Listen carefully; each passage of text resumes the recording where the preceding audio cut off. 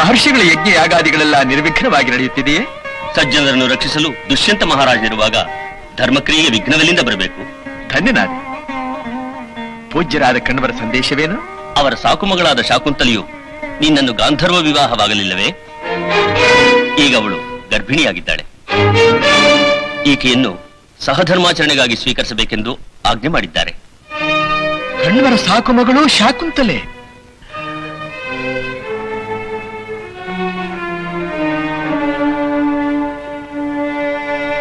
ಈಕೆಯನ್ನು ನಾನು ಗಾಂಧರ್ವ ವಿವಾಹ ಮಾಡಿಕೊಂಡೆನೆ.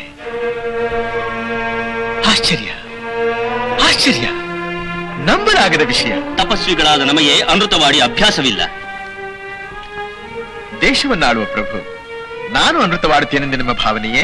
ಮಹಾರಾಜ, ಮಹರ್ಷಿಗಳ ಆಜ್ಞೆ ಈಕೆಯನ್ನು ನಿನ್ನ ವಶಕ್ಕೊಪ್ಪಿಸಬೇಕೆಂಬುದು. ಹೆಚ್ಚು ಮಾತು ಬೆಳೆಸುವ ಹವ್ಯಾಸ ನಮಗಿಲ್ಲ. ನಮ್ಮದಲ್ಲದ ವಸ್ತುವನ್ನು ಸ್ವೀಕರಿಸುವ ಹವ್ಯಾಸ ನಮಗೂ ಇಲ್ಲ. ಏನಂದೆ?